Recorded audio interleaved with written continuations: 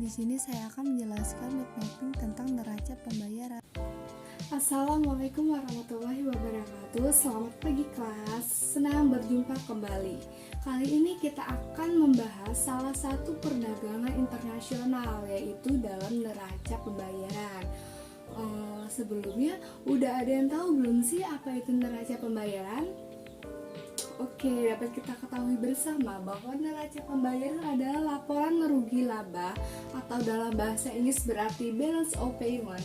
Ini merupakan arus keluar masuk barang, jasa, dan aset-aset perekonomian dalam suatu negara.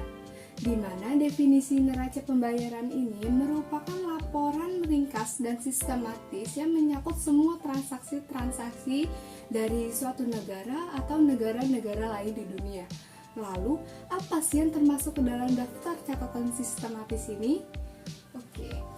Yang termasuk ke dalam daftar catatan sistematis ini berupa laporan transaksi-transaksi seperti perdagangan ekspor, impor, jasa, investasi, ataupun piutang, di mana semua transaksi yang merupakan pengeluaran atau kewajiban suatu negara atau penduduk negara terhadap negara lain, itu semua transaksinya akan kita catat pada sisi debit. Sebagai contoh, Indonesia melakukan impor motor dari Jepang, maka arus uang akan mengalir ke Jepang.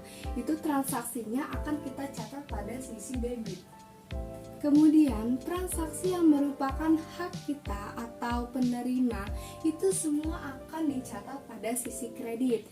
Contohnya lagi, Indonesia melakukan ekspor rempah ke Jepang, maka arus uang akan mengalir dari Jepang ke Indonesia. Itu transaksinya akan kita catat pada sisi kredit. Oke, next. Selanjutnya ada struktur dasar neraca pembayaran dalam perdagangan internasional. Apakah itu? Mari kita simak. Yang pertama ada neraca lancar atau current account.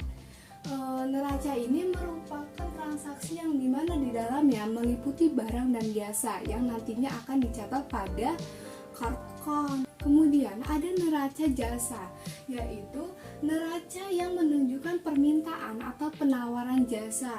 Sebagai contoh, penyewaan kapal.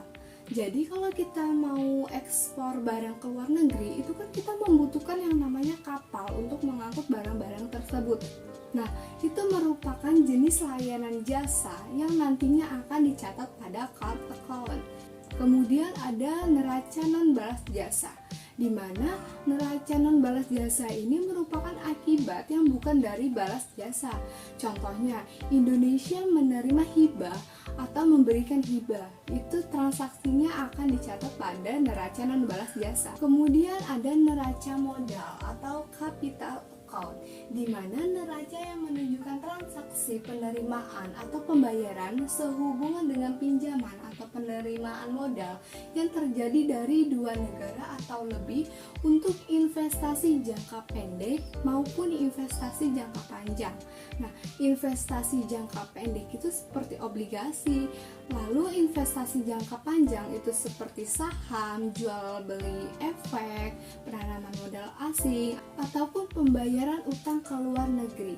Kemudian ada neraca penyeimbang, di mana neraca ini menunjukkan bahwa transaksi pembayaran ke luar negeri, transaksi debit, itu jumlahnya sama dengan permintaan luar negeri pada transaksi kredit.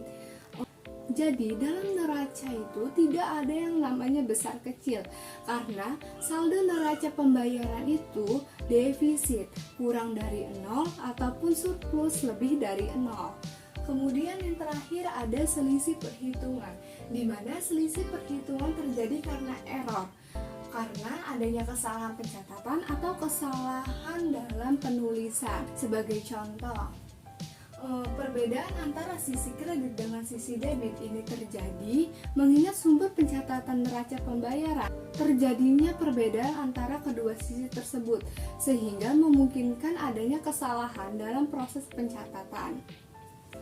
Baik, itu saja yang dapat saya sampaikan mengenai perdagangan internasional, salah satunya dalam neraca pembayaran. Saya kira cukup. Saya akhiri, wassalamualaikum warahmatullahi wabarakatuh.